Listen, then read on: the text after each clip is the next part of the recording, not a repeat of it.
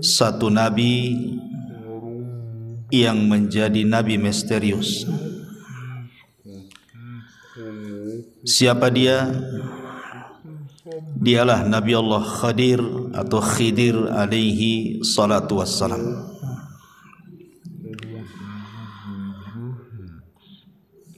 Nabi Khidir ini menarik untuk dibicarakan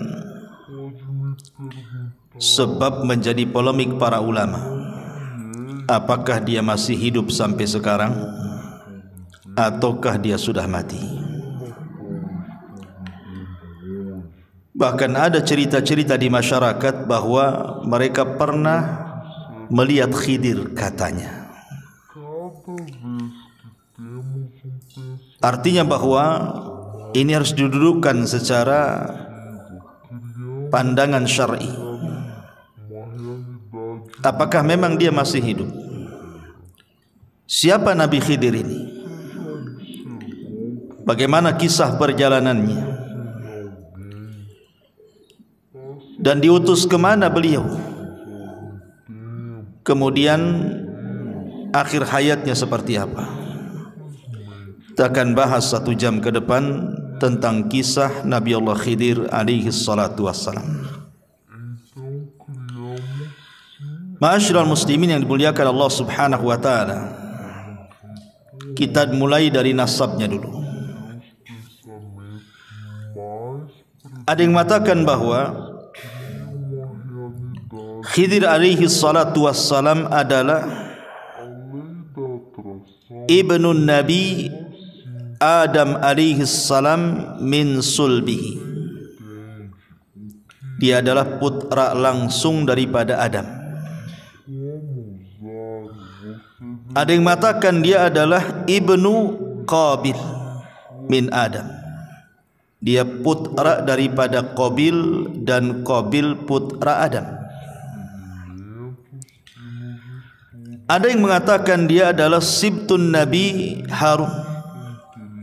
Dia adalah cucu daripada Nabi Harun dari jalur Al-Is ibn Ishaq ibn Ibrahim. Bahkan ada yang mengatakan dia adalah putranya Fir'aun. Ini saya kan hanya menukilkan pendapat ulama. Bahkan ada yang mengatakan dia adalah anak daripada anak-anak Persia. Bahkan ada juga yang mengatakan dia salah satu turunan dari kaum Nabi Ibrahim yang beriman kepada Ibrahim. Wallahu a'lam mana yang benar satu. Tapi yang jelas bahwa di dalam Al-Quran memang tidak disebut nasabnya, karena Quran sering saya ulang-ulang bukan kitab sejarah. Quran itu kitab hidayah, sehingga hanya mencuplik beberapa kisah untuk diambil pelajaran. Ma'asyiral muslimin yang dimuliakan Allah subhanahu wa ta'ala, ada yang mengatakan namanya adalah Khadrun atau disebut dengan Khidir. Ada yang mengatakan namanya Amir. Ada yang mengatakan namanya Balyan ibnu Malkan. Tetapi kalau kita melihat pada hadis dalam Islam, maksudnya riwayat yang sahih dalam Islam, namanya adalah Khidir. Itulah yang kita kenal berdasarkan hadis Nabi SAW yang dikeluarkan Imam Bukhari. Nabi SAW mengatakan, innama sumiyal khidru atau khadiru li'annahu jalasa ala farwatin bayda fa idza hiya tahtaz min khalfihi hadra. Kata Nabi SAW, sesungguhnya dikasih nama Khidir. Kenapa Khidir diberi nama Khidir? Karena kalau dia duduk di sebuah padang pasir gersang, kemudian setelah dia bangkit dari tempat duduk itu, tempat duduknya itu menghijau, tumbuh-tumbuhan. Maka disebut Khidir dari kalimat hadra. Hadra itu artinya tumbuh-tumbuhan, makanya sayur dalam bahasa Arab itu hadrawat. Dan itu salah satu mukjizat. Nabi Khidir adalah ketika dia duduk di tempat gersang, bekas tempat duduknya itu tumbuh rumput, menghijau semuanya. Ma'asyiral muslimin yang dimuliakan Allah Subhanahu wa taala, menjadi perselisihan ulama. Apakah Khidir ini seorang rasul? Apakah Khidir ini seorang nabi? Apakah Khidir ini seorang wali? Ataukah dia hanya rajul saleh, orang saleh saja? Atau dia malaikat? Pendapat yang pertama mengatakan bahwa Khidir itu bukan hanya seorang nabi tapi juga rasul. Berdalil dengan nanti dalam surah Al-Kahfi yang kita akan bahas. Karena Khidir ini diberikan rahmat, karunia rahmat dan juga ilmu, menunjukkan bahwa rahmat dan ilmu itu tidak diberikan kepada tidak diberikan kecuali kepada seorang nabi dan rasul. Tapi ada juga yang mengatakan, dan ini pendapat yang kuat wallahu alam, jumhurul ulama, mayoritas ulama mengatakan Khidir itu nabi, tapi tidak sampai ke level rasul. Karena setiap rasul itu nabi, tapi setiap nabi belum tentu rasul. Nanti kita akan jelaskan. Ada juga yang mengatakan bahwa Khidir itu wali, dan ini banyak diyakini oleh orang-orang yang menisbatkan kepada sufi, orang-orang sufi, orang-orang tasawuf, dan juga orang-orang Syiah. Mereka cenderung mengatakan Khidir itu bukan nabi tapi wali, tapi derajatnya lebih tinggi di atas nabi. Dalilnya apa? Karena Nabi Musa belajar kepada Khidir, menunjukkan Khidir lebih tinggi dibandingkan Musa, karena Musa belajar sama dia masalahnya. Sehingga mereka membuat kaedah bahwa Khidir itu wali, dan wali itu lebih tinggi dibandingkan nabi gitu. Nanti kita akan bantah. Saya sebutkan pendapat-pendapat dulu. Kemudian yang keempat, Khidir itu malaikat yang menjelma dalam bentuk Bani Adam.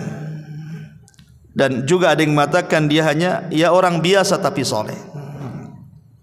Tapi sekali lagi pendapat yang kuat wallahu alam, Khidir itu seorang nabi, tapi tidak sampai ke rasul, tapi di atasnya wali. Karena nabi itu di atasnya wali. Dalil bahwa Khidir ini seorang nabi, pertama mukjizat, tentu mukjizat. Yang tadi saya katakan di antara mukjizatnya, kalau Khidir itu duduk di sebuah tempat yang gersang, kemudian dia pergi menghijau itu tempat duduknya, dan itu mukjizat. Kemudian dalil yang kedua, nanti kalau kita berkisah setelah ini tentang bagaimana pelajaran Khidir yang ditampakkan kepada Nabi Musa, seperti melobangi kapal, membunuh anak kecil, membenarkan bangunan yang hampir roboh. Tidak mungkin Khidir ini melakukan itu pandai-pandai dia, kan begitu. Tentu ada wahyu. Seperti membunuh orang, membunuh tidak boleh. Berarti ketika Khidir membunuh ini karena ada perintah Allah Subhanahu wa taala. Artinya dia seorang nabi mendapatkan wahyu. Bagi orang yang mengatakan wali itu karomah, karena sering saya katakan bahwa keanehan di dunia ini ada berapa? Ada 5 atau 6 ya. Pertama mukjizat. Mukjizat ini diberikan kepada siapa? Para nabi. Yang kedua karomah, diberikan kepada para wali. Yang ketiga maunah, diberikan kepada orang biasa yang saleh. Kemudian yang keempat sihir, diberikan kepada para dukun, para bomo paranormal. Dan yang terakhir al-ihana. Ihana itu keanehan tapi untuk menghinakan. Seperti ketika Musailamah al-Kadzab didatangi orang yang buta sebelah, kemudian minta mata yang buta sebelah itu disembuhkan Datang dia kepada Musailamah Al-Kadzab, si nabi palsu itu. Karena yakin dia seorang nabi bisa menyembuhkan, diludahi sama Musailamah. Akhirnya dua-duanya buta. Bukannya sembuh, buta dua-duanya. Itu kan dalam rangka ihanah, ya, merendahkan. Itulah 5 keanehan yang terjadi. Ma'asyiral muslimin yang dimuliakan Allah Subhanahu wa taala. Adapun apakah Khidir masih hidup atau sudah mati, nanti pembahasannya di akhir. Kita akan masuk pada kisah Nabi Khidir yang saya kutip dari surah Al-Kahfi. Ma'asyiral muslimin yang dimuliakan Allah Subhanahu wa taala. Disebutkan dalam Sahih Bukhari, jadi satu hari Nabi Khidir ini dia pernah berceramah menjadi khatib di tengah-tengah Nabi Musa. Jadi satu hari Nabi Musa alaihi salatu wassalam sedang menjadi khatib di tengah-tengah Bani Israel. Tiba-tiba kemudian adalah yang hadir di situ bertanya kepada Nabi Musa, "Ya Musa, ada enggak manusia yang lebih alim dibandingkan engkau?" Tiba-tiba Musa mengatakan, "Tidak ada." Musa bukan sombong, tidak. Walaupun kenyataannya memang tidak ada orang alim di zaman itu melebihi Musa, kan begitu. Tapi Musa ini manusia, ada sisi sifat kemanusiaannya lupa. Harusnya dia mengatakan Allahu a'lam, artinya menasabkan ilmu kepada Allah Subhanahu wa taala, ataupun mengucapkan insyaallah tidak ada. Tapi dia mengatakan tidak ada orang alim melebihi diriku, katanya. Dari kalimat ini akhirnya Allah Subhanahu wa taala menjawab dari langit bahwa ada orang yang lebih alim, yang punya ilmu yang kau tak punya. Kemudian Allah Subhanahu wa taala merintahkan Nabi Musa untuk berangkat mencari orang yang dimaksud Allah. Maksudnya mencari Khidir alaihi salam. Lah dengan berangkatnya Musa mencari Khidir menunjukkan Musa tidak sombong. Sebab kalau sombong ngapain dia datang? Ketika kemudian dia mencari Khidir itu menunjukkan tawadhu'nya, bahwa dia ingin mencari juga ilmu. Tidak hanya mencukupkan ilmu yang dia miliki, dia pun ingin menambah. Dari sini kata para ulama, ada dalil tentang pensyariatan rihlah li talabul ilmi. Rihlah itu maksudnya melakukan safar, perjalanan untuk menuntut ilmu. Dan itu kebiasaan para nabi, kebiasaan para sahabat, bahkan kebiasaan para ulama. Lihat Imam Ahmad keliling dunia itu sampai 2 kali. Sampai dikatakan tafa Ahmad marrataini hatta jama'al musnad. Imam Ahmad itu keliling dunia mencari ilmu sampai berhasil mengumpulkan musnad. Buku hadis tertebal itulah buku musnadnya Imam Ahmad. Entah berapa ribu hadis yang dicatat oleh Imam Ahmad dalam musnadnya itu. Imam Bukhari, Imam Muslim, Abi Dawud, Tirmidzi, seluruh para ulama, mereka rihlah dari satu negara ke negara berikutnya. Bahkan sebelum mereka juga para sahabat. Contoh saja umpamanya Jabir bin Abdullah radhiyallahu anhu, itu tinggal di kota Madinah. Dia mendengar hadis Nabi SAW, tapi tidak dari orang yang langsung mendengar kepada Nabi.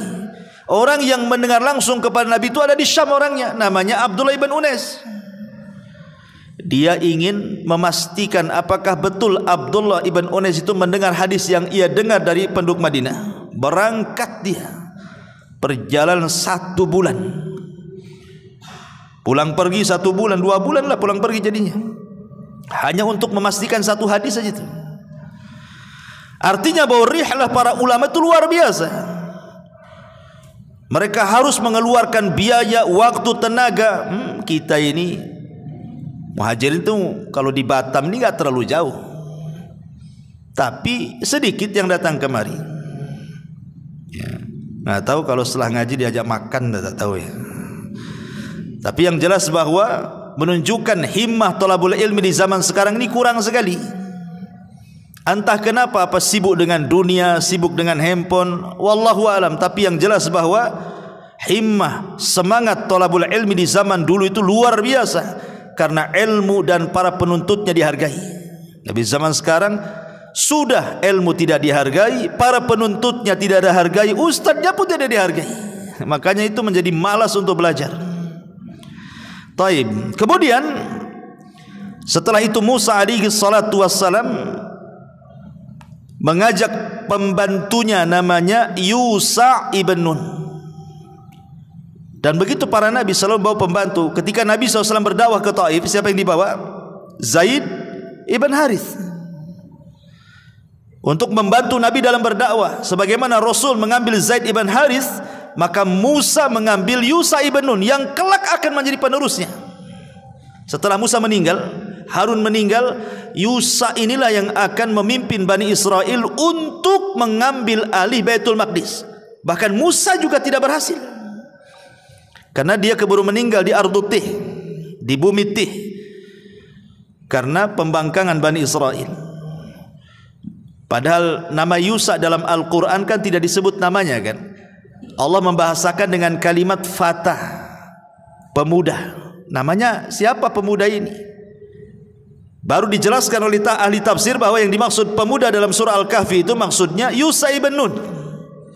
Tapi lihat, walaupun namanya tidak dicantumkan dalam Al-Quran, tapi dia bisa mengukir sejarah melebihi Nabi Musa, padahal tidak dikenal.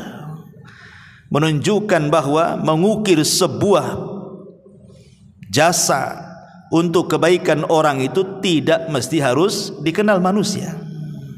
Gak apa-apa kita dikenal Allah, tidak dikenal di hadapan manusia, seperti Yusha ibn Nun.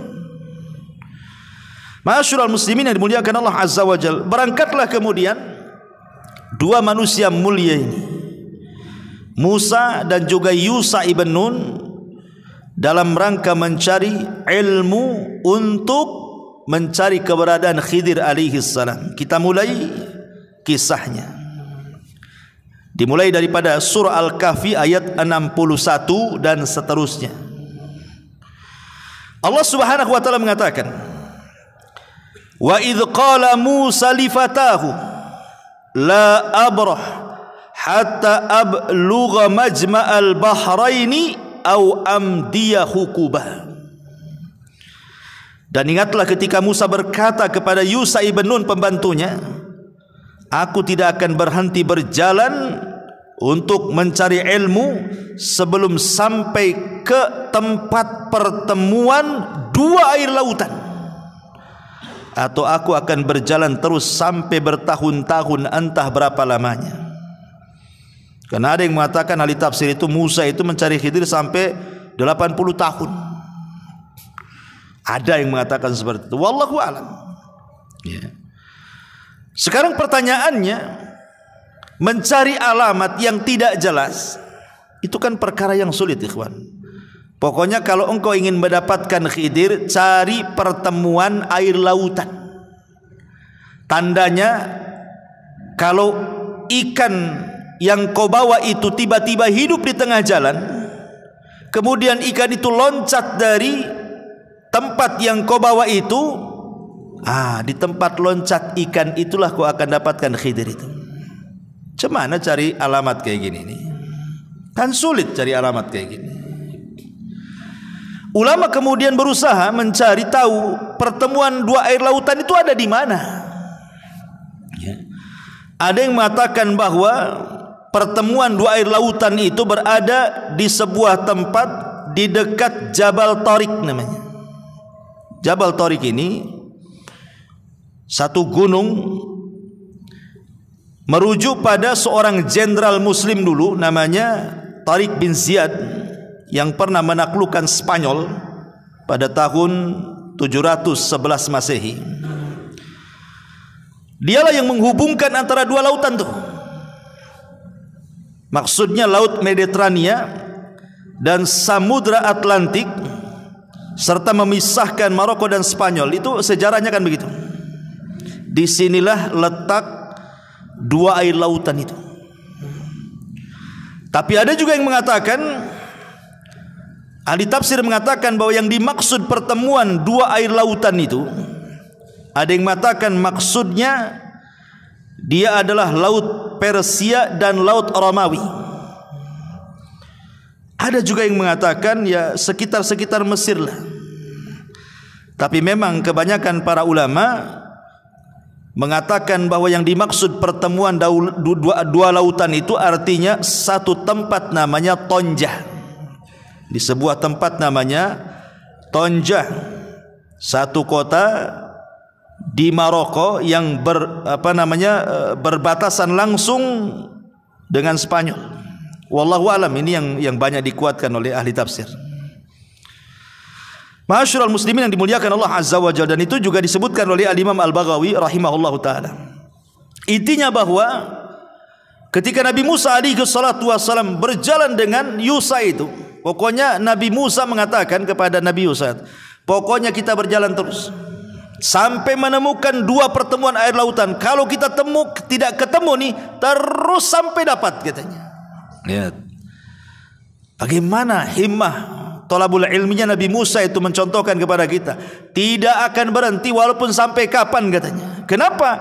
Karena ini perintah Allah masalahnya. Musa tidak akan pulang sampai betul-betul misinya berjumpa dengan Khidir ketemu. Bagaimana Musa mengajarkan kepada kita ketaatan kepada perintah Allah Azza wa Jalla. Karena waktu kemarin kita mengkisahkan tentang kisah Nabi Yunus alaihi salatu wasalam, Yunus ini kenapa ditelanikan? Karena dia meninggalkan kaumnya sebelum Allah perintahkan. Makanya akhirnya kemudian Allah menghukum Yunus dan memasukkan ke perut ikan. Lah Nabi Musa alaihi salatu wasalam, dia tidak mau membangkang perintah Allah. Makanya dia terus berjalan sampai Allah mengatakan falamma balagha majma'a bainihima nasiyahu taghuma fattakhadha sabilahu fil bahri saraba. Maka ketika mereka sampai ke pertemuan dua laut itu, mereka lupa ikannya, lalu ikan itu melompat mengambil jalannya ke arah laut itu. Disebutkan dalam Sahih Bukhari, kan kisah Khidir kan disebutkan dalam Sahih Bukhari, itu panjang juga tuh. Jadi ketika Nabi Musa alaihi salatu wassalam dengan Nabi Yusa ini berjalan, rupanya kan mereka ingin istirahat. Ketika istirahat itulah keduanya tertidur. Yang terbangun pertama adalah Yusa ibn Nun. Kemudian Yusa ibn Nun melihat keanehan. Kenapa? Karena ikan yang sudah dibakar itu, mungkin ikan asin lah, semacam ikan asin itu, ikan mati, ikan siap santap sebenarnya. Karena Musa itu kan memang anak Mesir ya, biasa makan ikan di sana. Tiba-tiba kemudian ikan yang mati yang sudah terpanggang itu, siap makan itu, tiba-tiba hidup ikan itu. Dan ini mukjizat. Menghidupkan ikan mati ini kan mukjizat namanya. Lah ketika hidup, loncat pula ikan itu, kemudian masuk ke genangan air di situ, tapi tidak pergi dari situ, hanya putar-putar di genangan air itu saja. Yusa ibn Nun ini melihat itu, aneh gitu, kok bisa terjadi seperti itu. Ketika kemudian Musa bangun, Yusa ibn Nun lupa mau menceritakan peristiwa itu. Kata Musa, ayo kita lanjutkan perjalanan, katanya. Yusa lupa, Yusa ibn Nun itu, bahwa itu tandanya kan begitu. Kalau ikan itu loncat dari tempatnya, itulah Khidir di situ kan. Lupanya lupa dia. Kata Nabi Yusa, ayo kita lanjutkan perjalanan. Ayo, kata Yusa. Kemudian disebutkan Allah katakan falamma jawaza qala li fatahu atina ghada'ana laqad laqina min safarina hadza nasaba. Maka ketika mereka sudah melewati tempat yang tadi ikan loncat di situ, Musa berkata kepada pembantunya, bawalah kemari makanan kita itu. Ikan-ikan itu mana, katanya. Sungguh kita telah merasa letih karena perjalanan kita. Di sini ada keanehan. Nabi Musa itu diberikan kekuatan oleh Allah Azza wa Jalla. Dia tidak pernah capek. Mau jalan sejauh manapun tidak pernah capek. Tetapi kali ini dia merasakan kepenatan yang luar biasa. Kok capek kali? Berarti di sini ada sinyal tuh, ada apa-apa. Kok biasa nggak capek, kok capek gitu? Akhirnya dia mengatakan kepada Yusa, kita berhenti di sini, kita makan dulu katanya. Mana ikan-ikan itu katanya. Pas ditengok ikan itu sudah tak ada. Kemudian Yusa mengatakan, oh iya, aku baru ingat, kata Yusa ibn Nun, waktu kemarin kita istirahat di sebuah batu, ada peristiwa aneh, ikan yang kita bawa itu hidup kemudian loncat dan ada di genangan air katanya. Makanya Allah mengatakan, qala ara'aita idh awaina ila as-sakhrati fa inni nasitul hut wa ma ansanihi illa syaitan an adhkurahu wattakhadha sabilahu fil bahri ajaba. Lalu Yusa ibn Nun mengatakan, tahukah engkau ketika kita mencari tempat berlindung di batu itu, wahai Musa, aku lupa menceritakan tentang ikan itu katanya, dan tidak ada yang membuat aku lupa untuk mengingatnya kecuali setan. Dan ikan itu mengambil jalannya ke laut dengan cara yang aneh sekali katanya. Apa kata Musa? Musa mengatakan, itu yang benar, ayo kita balik lagi ke situ katanya. Senang Nabi Musa karena sudah ada titik terang di mana keberadaan Khidir dan pertemuan dua air lautan itu. Ma'asyiral muslimin yang dimuliakan Allah Subhanahu wa taala, di sini ada pelajaran besar bahwa seorang murid dan guru itu tetap harus punya kesabaran. Lihat sabarnya Nabi Musa, tidak menyalahkan Khidir kan? Tidak menyalahkan Yusa ibn Nun, karena lupa kan gitu. Ketika dia melihat ikannya loncat, harusnya disitulah Yusa memberitahu Musa kan, di sini tempatnya. Tapi karena dilupakan setan, akhirnya mereka pun jauh kali sudah meninggalkan batu itu, baru ingatkan itu. Tapi Musa tak marah. Ini menunjukkan bahwa seorang murabbi, seorang muallim, seorang guru, seorang pendidik harus punya kesabaran kepada anak didiknya. Seperti Musa alaihi salatu wassalam di sini. Ma'asyiral muslimin yang dimuliakan Allah Subhanahu wa taala, ketika sampai di batu itu, tiba-tiba kemudian Musa dan Yusa ini melihat ada orang yang berbaju tebal, longgar, lebar, ya. Sebagaimana disebutkan dalam hadis Bukhari, falamma intahaya ila sakhrati idza rajulun musajjin bi thawbin. Kata Nabi SAW, ketika keduanya Yusa dan juga Musa ini sampai di batu itu, tiba-tiba ada seorang laki-laki yang menggunakan pakaian sangat longgar sekali. Fasallama Musa, maka Musa pun mengucapkan salam, assalamualaikum. Faqala Khidir, rupanya Khidir itu di depan dia. Khidir mengatakan, wa anna bi ardikas salam. Bagaimana cara mengucapkan salam di negerimu? Seolah-olah Khidir aneh gitu, kok ada mengucapkan salam di negeri dia, nggak ada orang mengucapkan salam tuh. Kemudian Khidir tanya, siapa kamu? Maka Musa mengatakan, ana Musa, saya ini Musa. Kata Khidir, Musa siapa? Kata Nabi Musa, Musa Bani Israel.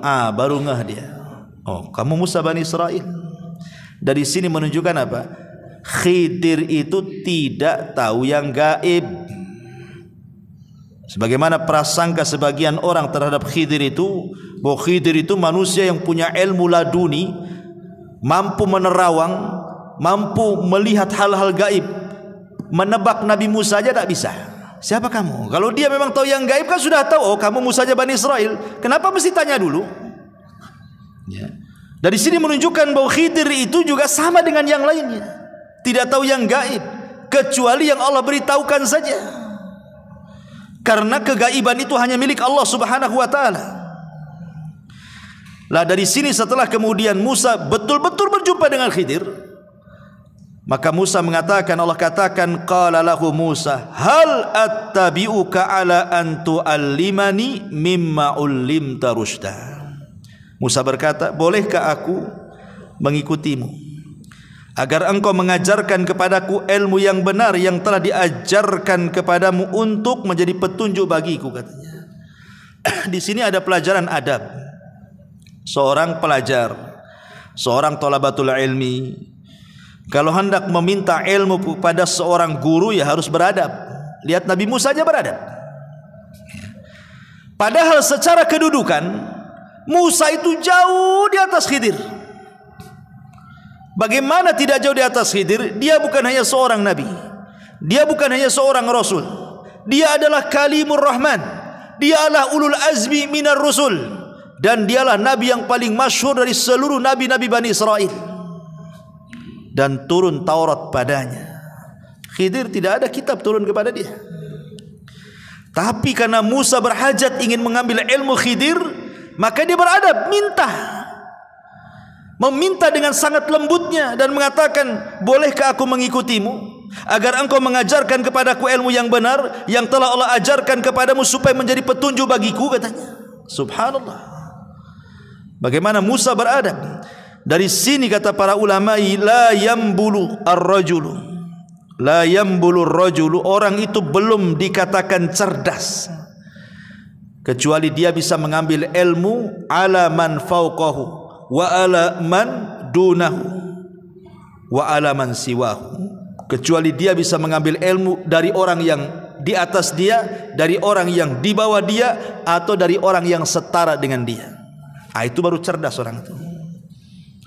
Ma'asyiral muslimin yang dimuliakan Allah Azza wa Jalla. Dan di sini juga ada pendalilan yang salah yang saya katakan tadi. Ada sebagian orang menganggap bahwa wali itu lebih tinggi dibandingkan nabi. Buktinya apa?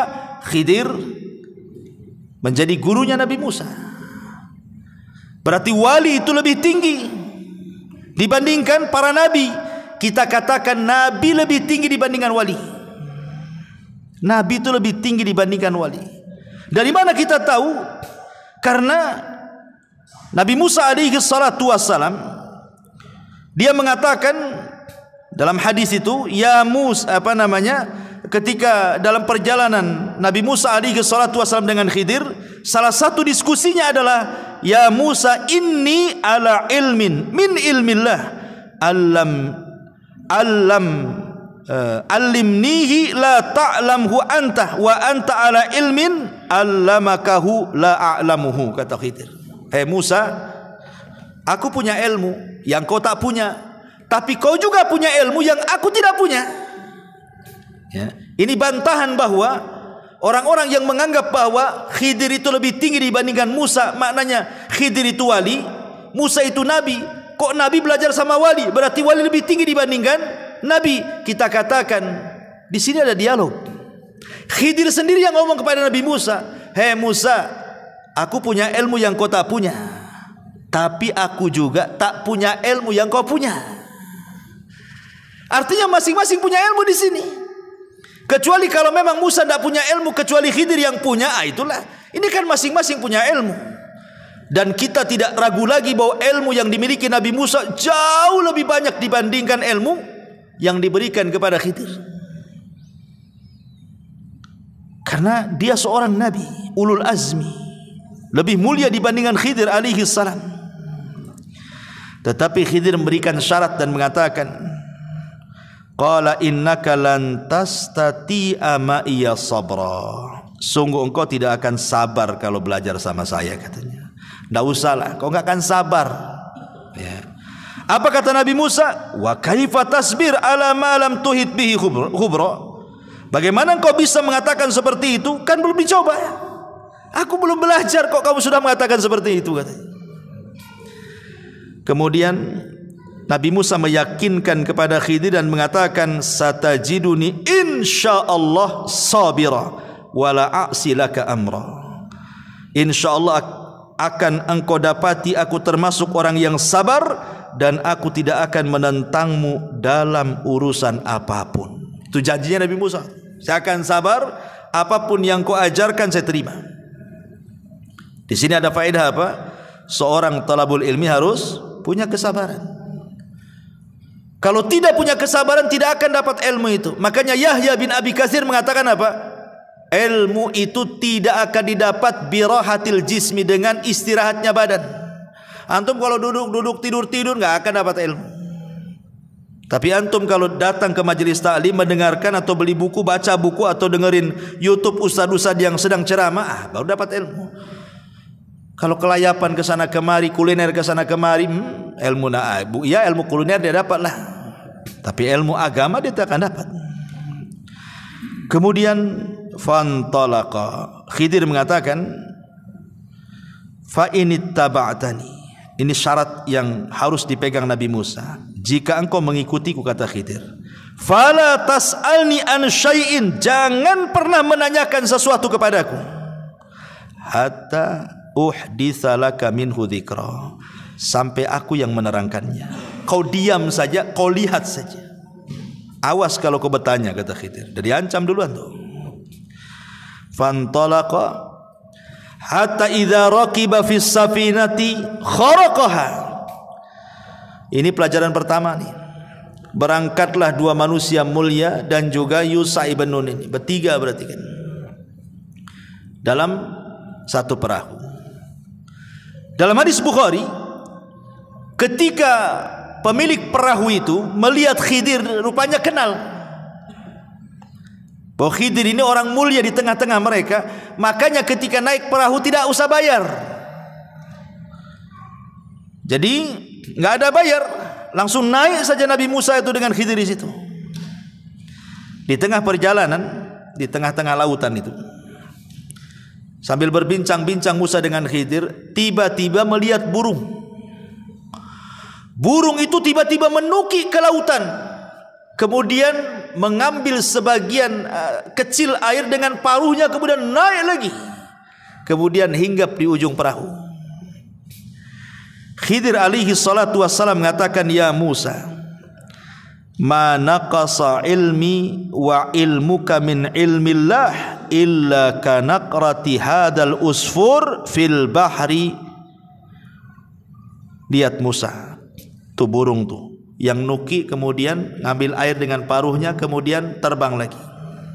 Ilmu saya dengan ilmu kamu kalau digabungkan itu hanya seteguk air yang diminum oleh burung itu.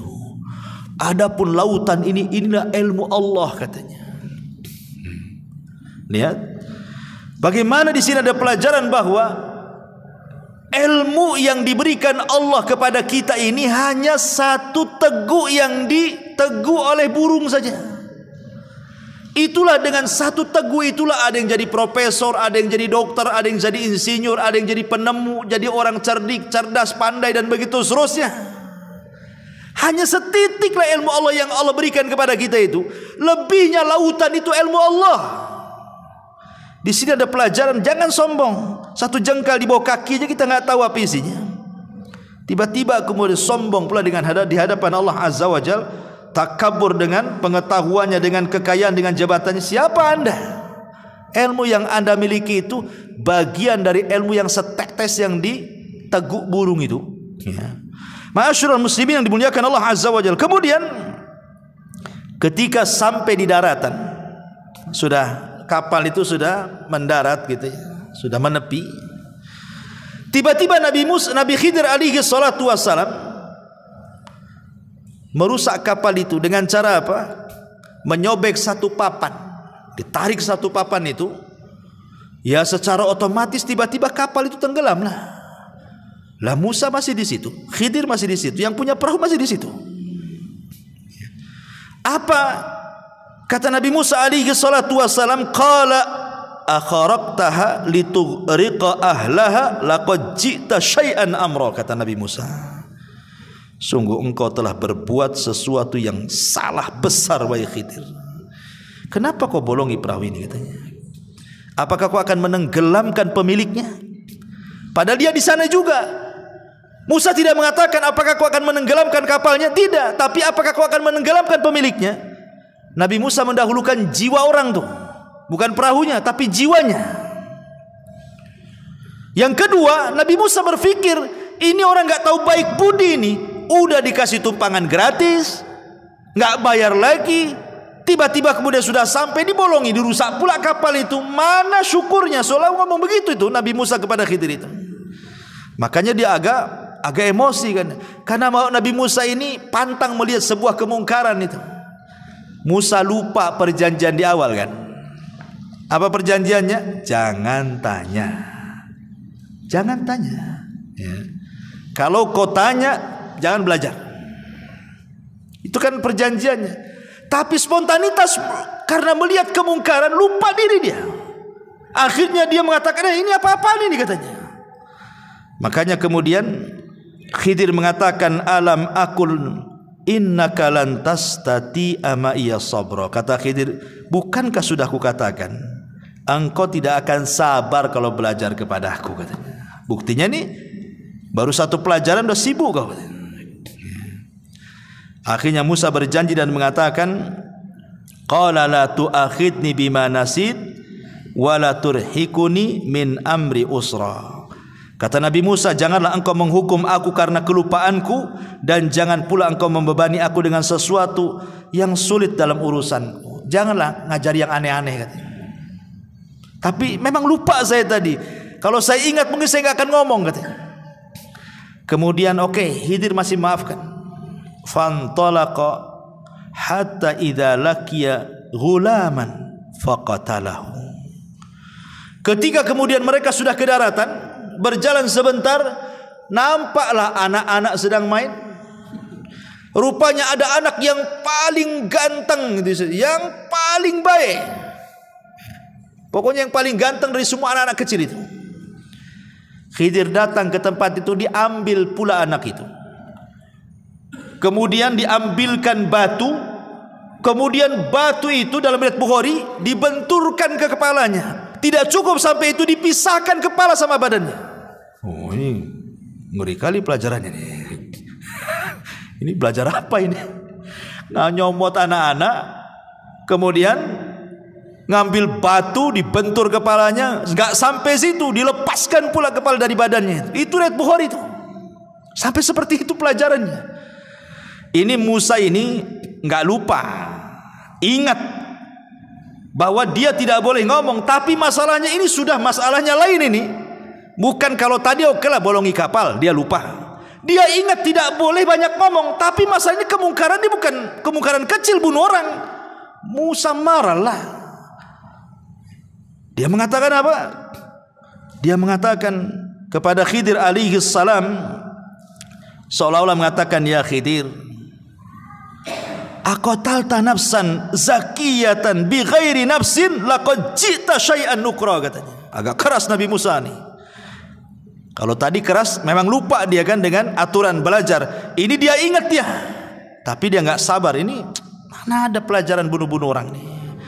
Musa mengatakan, mengapa engkau bunuh jiwa yang bersih bukan karena dia membunuh orang lain? Sungguh engkau telah melakukan sebuah perbuatan yang sangat-sangat mungkar, menghabisi nyawa orang. Apalagi yang kau habisi itu anak gak punya dosa, belum balik. Salah apa dia? Macam mana kau bisa bunuh anak ini? Lo belum balik, belum punya dosa, kenapa kau bunuh? Ketika Musa ngangkat suara, Khidir lebih ngangkat lagi suaranya. Diangkat lagi, sama-sama ngangkat nih. Apa kata Khidir? Qala alam aqul laka. Kalau tadi innaka, ini laka. Pakai laka lagi. Dalam bahasa Arab artinya laka ini lebih keras daripada kalimat innaka. Alam aqul laka innaka lan tastati'a ma'iya sabra. Sudah kukatakan, kau enggak akan sabar kan? Kata soal seperti itu ya. Sudah kukatakan dari awal, kau enggak akan sabar. Musa enggak lupa ini, betul-betul ingat gitu. Tapi karena masalah pembunuhan dia enggak bisa tutup mulut kan itu, dia harus bicara. Tapi akhirnya Musa pun agak sedikit merendah dan mengatakan, qala in sa'altuka an syai'in ba'daha fala tusahibni laqad balagta min ladunni udhra. Kata Nabi Musa, ya sudah gini saja. Jika aku bertanya lagi kepadamu tentang sesuatu setelah ini, maka janganlah engkau memperoleh aku menyertaimu lagi. Dah, enggak usah lagi sama aku. Sesungguhnya engkau sudah cukup bersabar menerima alasanku katanya. Ini terakhir kata Musa. Kalau sampai aku bertanya lagi, udahlah sampai di situ aja. Enggak apa-apa, saya enggak ikut lagi katanya. Akhirnya Khidir memberikan uzur lagi untuk ikut lagi bersama dia. Fantalaqa hatta idza ataya ahla qaryatin istat'ama ahlaha fa'abau an yudhayyifuhuma fawajada fiha jidaran yuridu an yanqad fa'aqamahu. Maka keduanya berjalan hingga ketika keduanya sampai kepada penduduk sebuah negeri. Mereka berdua meminta dijamu oleh penduduknya, tetapi mereka penduduk itu tidak mau menjamu mereka. Kemudian keduanya mendapatkan dinding rumah yang hampir roboh di negeri itu. Lalu dia berkata kepada Nabi Musa, kita tegakkan sebelum roboh, katanya. Yang ini beda pula. Yang ini agak baik nih. Sebelum-sebelumnya tak baik kan? Bolongi kapal tak baik kan itu. Bunuh orang lebih tak baik lagi. Ini pula berbuat baik. Dinding mau roboh diperbaiki lah. Ini gimana ini kan? Ini seolah terbalik 180 derajat nih pelajarannya nih. Ya. Ada yang mengatakan ahli tafsir bahwa negeri yang didatangi yang rusak itu adalah namanya Antokia.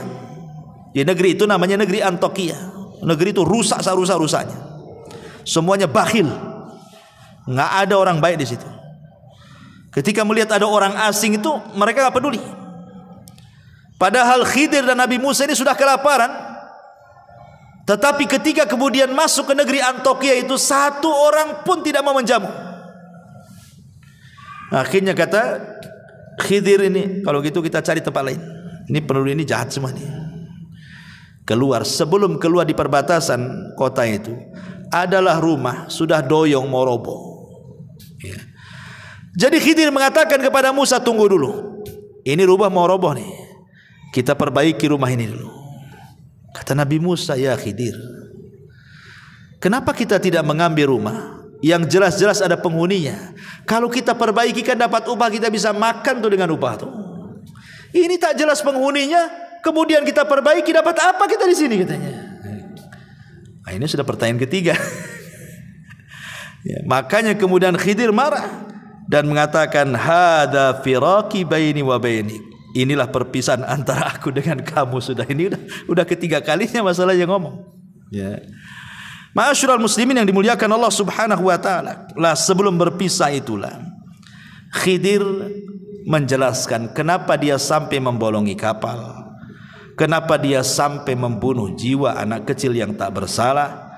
Kenapa sampai memperbaiki dinding yang mau roboh. Apa kata Khidir kepada Musa sebelum pisah? Ammas safinatu fakanat limasakina ya'maluna fil bahri fa aradtu an aibaha wa kana wara'ahum malikun ya'khudhu kulla safinatin ghasban. Adapun perahu itu adalah milik orang miskin. Miskin itu artinya punya pekerjaan tapi tidak cukup. Kalau fakir memang sama sekali tak punya pekerjaan. Jadi miskin dengan fakir itu, fakir di bawahnya, miskin di atasnya. Karena ini punya perahu kan, orang ini kan punya perahu, berarti punya pekerjaan, tapi tidak mencukupi. Nah, itu disebut miskin. Tapi kalau fakir di bawahnya sama sekali nggak punya pekerjaan. Ya, umpamanya ada janda tua, umurnya sudah 60-70 tahun, udah lumpuh, mau kerja apa, keluarganya nggak tanggung jawab, itu disebut fakir namanya.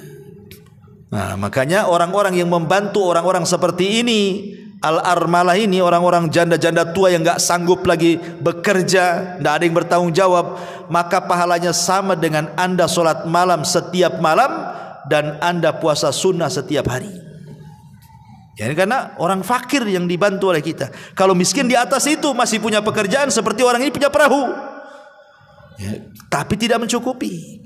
Lah, Khidir mengatakan, adapun perahu itu milik orang miskin yang bekerja di laut.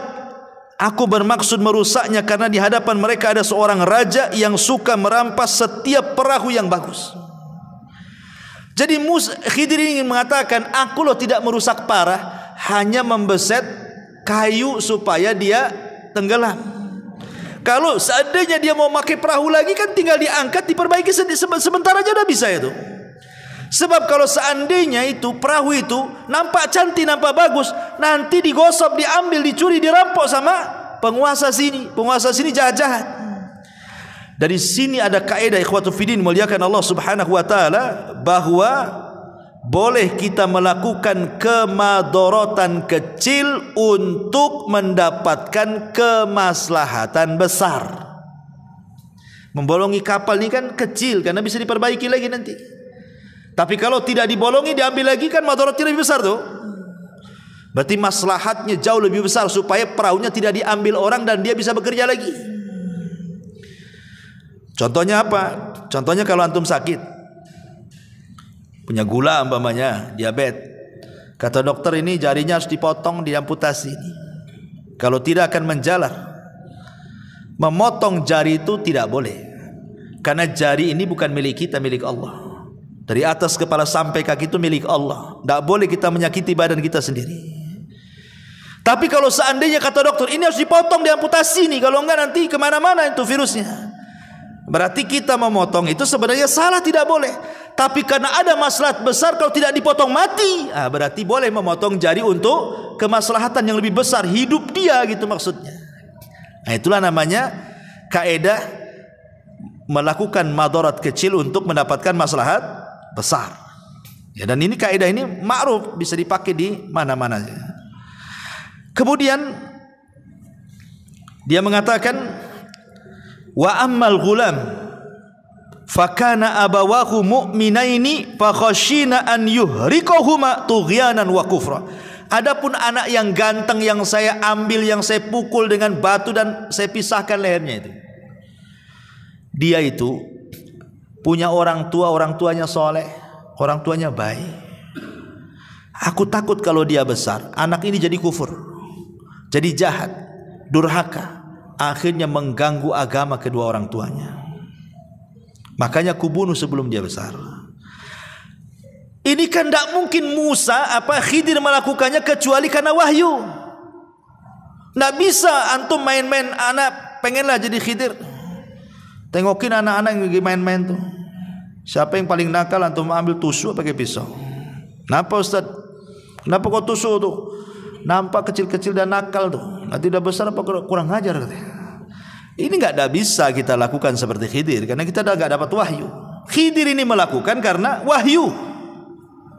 Dan ini juga ada dalil bahwa bagaimana Allah mengatakan wa asa an tuhibbu syai'an wa huwa syarrul lakum wa asa an takrahu syai'an wa huwa khairul lakum.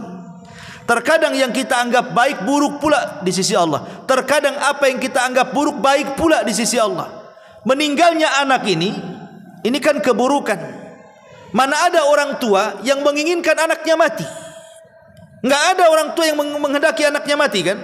Wa asa an takrahu syai'a. Tapi terkadang apa yang kita anggap buruk ini menjadi kebaikan bagi dia di sisi Allah. Kalau tidak dibunuh sama Khidir, dia akan besar, bisa saja dia membunuh orang tuanya.